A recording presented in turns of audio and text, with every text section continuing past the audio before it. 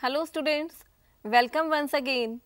In our last lecture, we discussed the concepts of total revenue, average revenue and marginal revenue. Today we are discussing their relationship with elasticity of demand.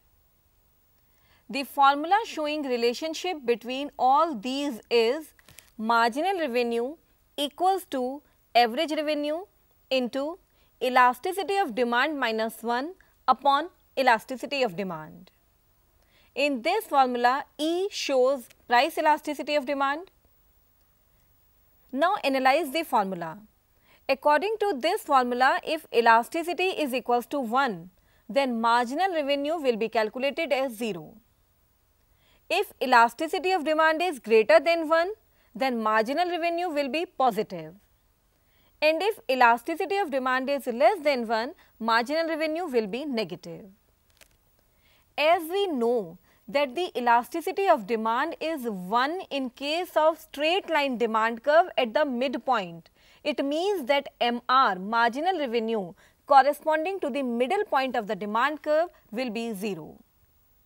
And demand curve is also known as average revenue curve. As we discussed in our last lecture that on the basis of competition, market is of two types, perfect and imperfect. In this chapter, we will discuss only and only perfect competition market. Imperfect competition market will be discussed in our further chapters. Now we should understand what is a perfect competition market. I mean to say what are the characteristics of perfect competition market. Actually, a perfectly competitive market is that in which there are large number of sellers and buyers who compete among themselves, but there is no rivalry among the firms. Large number of sellers means that there is a large number of firms in an industry. All firms produce a homogeneous product in perfect competition market means goods produced by different firms are identical in nature. Homogeneity of product also shows that consumers do not show preference for one product to another as all the products in perfect competition market are homogeneous, that is same. In this situation, an individual firm has zero market power, means an individual firm cannot affect the prevailing market price. Goods are being sold at a uniform price, that is each firm must accept the price set by the forces of market demand and market supply. Means each firm in perfect competition is price taker and not the price maker. The firms can sell as much as they choose, but only at the prevailing market price and have no power to influence that price. If any firm wishes to charge a higher price than the prevailing market price, it would find no buyer for its product, as many other firms are selling the same product at the market price and buyers would go to them and it will lose its customers. Since none of the individual firms has any control over the market, it makes no sense for individual firm to compete actively with one another. Next feature of perfect competition market is that every firm in this market is free to enter the market and go out of it. Means there is freedom of entry and exit for the firms. Similarly, buyers can also switch from one supplier to another.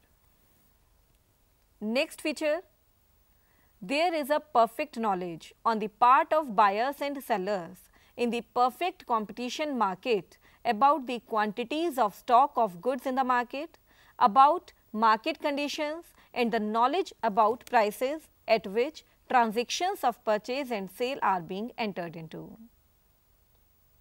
Next feature of perfect competition, that facilities exist for the movement of goods from one center to another. Students, these were the features of this market. But many economists believe that perfect competition is only a myth. According to them, perfect competition does not exist in real world. On the other hand, some other assumes that grain or stock market are the examples of perfect competition. Do you have heard about the pure competition market? Yes, pure competition is a part of perfect competition, but it satisfies only 3 conditions of perfect competition market, and these 3 conditions are large number of buyers and sellers, homogeneous product, and free entry and exit of firms. It is important to note that other conditions of perfect competition do not apply on pure competition. Therefore, the concept of pure competition is comparatively easier and less inclusive concept than perfect competition. In perfect competition, industry and firm are 2 different entities. As we said that the firm accepts that price which is determined by industry through market forces of demand and supply.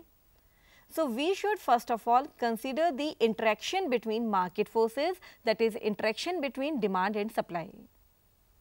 Means the next topic for our consideration is price determination under perfect competition. First of all, we will understand the concept of equilibrium of the industry or price determination in industry. An industry consists of a large number of independent firms. Students, remember, in this market, industry means market and firm means seller. So, when the total output or total supply of the market is equal to the total demand in the market, we say that the market or industry is in equilibrium. And the price then prevailing is known as equilibrium price, and quantity demanded and supplied at that equilibrium price is known as equilibrium quantity. We can understand this concept through a table and a diagram. There is a 3-columnar table. In first column, price of the goods are given. In second column, quantity demanded at those prices are given, and in third column, quantity supplied at those prices are given. At rupees 1, quantity demanded is 20 units and quantity supplied is 12 units. As price increases from 1 to 2, quantity demanded falls from 20 to 15, as law of demand states that when price of the good increases, quantity demanded will be down. But at this increased price of rupees 2, quantity supplied increases from 12 to 15 as per law of supply. At rupees 3, quantity demanded further falls to 12 units and quantity supplied further increases to 20 units. In the table, at rupees 1, quantity demanded is more than the quantity supplied, hence there will be no equilibrium in the market. At price 3, quantity supplied is more than the quantity demanded, here also the market is not in equilibrium. But look at rupees 2, both the quantity demanded and quantity supplied are same. It means our equilibrium price is rupees 2 and our equilibrium quantity is 15 units. If we plot this data on the graph, we will find 2 curves. Downward sloping curve is demand curve and the upward sloping curve is supply curve. These both curves are intersecting at point E. E means equilibrium. In the diagram, OP is the equilibrium price and OQ is the equilibrium quantity, which will be sold at that price. The equilibrium is the price at which both demand and supply are equal. Therefore, no buyer and no seller is dissatisfied. It may be noticed that if the price were to be fixed at any other level, lower or higher, there would not be an equilibrium in the market. Now, the concept of firm as the price taker. Students, basically we have determined the price in the market. Now, the firms will accept this price, therefore, they are known as price taker. This is because there are large number of firms in the market who are producing identical product. As such, these firms cannot influence the price in their individual capacities. They have to accept the price fixed by the industry as a whole. Now, industry price is OP, which is fixed through the interaction of total demand and supply of the industry. Firms have to accept this price as given, and as such, they are price takers rather than price makers. They cannot increase the price beyond OP because of the fear of losing customers. They do not try to sell the product below OP, that is below market price, because they do not have any incentive for lowering it. They will try to sell as much as they can at the prevailing price OP. Now, the concepts of total revenue, average revenue, marginal revenue in the perfect competition market. Again, we have a 5 columnar tables. In first column, price per unit is given. In second column, units sold are given. In third column, we will calculate total revenue. In fourth column, average revenue will be calculated, and in fifth column, you have to calculate marginal revenue. Price per unit is same. As firm is a price taker, it cannot change the price. Suppose OP or market price is ₹10, which is constant at every unit. And units sold are 11, 17, 20 and 30. Now, you have to calculate total revenue, average revenue and marginal revenue. If we draw the curve of total revenue, we will find that it is an upward sloping curve. Upward sloping because as units sold are increases, total revenue also increases. The total revenue curve will always be upward sloping in each and every market, whether it is perfect competition or it is imperfect competition, because as firm sells more and more, its gross receipts increase, and these receipts are nothing but its total revenue. We can see that price, average revenue and marginal revenue are 10, that is same in this market. Why this is so? Actually, average revenue equals to price, we have proved it, and marginal revenue is the additional revenue per unit sold. And as we know that in this market, firm is a price taker, it cannot increase or decrease the price, so the price is constant at ₹10. Therefore, marginal revenue is also ₹10. So, we can conclude that in perfect competition market, average revenue is equals to marginal revenue, which is equals to price. If we draw the curve of these three, it will be as follows. Average revenue, marginal revenue and price curves are straight horizontal line parallel to the x-axis. One more important concept we should also discuss here, that every firm in the market behaves according to the two principles for its survival, which are mostly and widely accepted. Students, we are discussing the concepts because these will help us in understanding the perfect competition market. So, two behavioral principles prevailing in the market. Principle 1. A firm should produce only if its total revenue is equal to or greater than its total variable cost. In simple words, we can say that the firm will not produce if its total revenue is smaller than its total variable cost. The firm always have the option of not producing anything.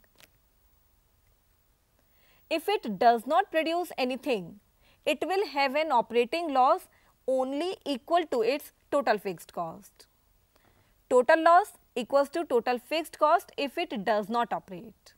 But in case if its total variable cost exceeds its total revenue, then its loss will be more than in case of not producing. Means if total revenue is less than total variable cost, then total loss will be total fixed cost plus uncovered portion of total variable cost. Unless actual production adds as much to revenue as it adds to cost, it will increase the loss of the firm. All these three conclusions we will do with the help of numerical example in our next lecture. Now, principle 2. It will profitable for the firm to expand output whenever marginal revenue is greater than marginal cost and expand the output till marginal revenue equals marginal cost. Not only marginal cost should be equal to marginal revenue, its curve should cut marginal revenue curve from below. We can say that conditions for profit maximization are: first, marginal revenue must be equal to marginal cost, MR equals to MC, and second, marginal cost curve must cut marginal revenue curve from below. We will explain these two conditions in detail with the help of diagram in our further lectures. So students, it all was for today. Today we started with the relationship between average revenue, marginal revenue and elasticity of demand. Then the features of perfect competition market, its difference with pure competition market. We discussed how an industry reaches its equilibrium by intersection of market demand and market supply curve. The most important part we have done is to prove that firm is price taker in perfect competition market. We proved with the help of a table that average revenue, marginal revenue and price are equal in this market. We draw the curves of total revenue, which is an upward sloping curve. The curves of average revenue and marginal revenue are parallel to the x-axis and horizontal. But still there is too much to discuss under this market, like when the firm accepts the price from industry, whether it should produce or not on that price, and if it decides to produce, then how much it should produce to maximize its profit, how supply curve of a perfect competitive market is obtained, and much more. But students, the answer of all these questions will be given in the very next lecture. Till then, thanks.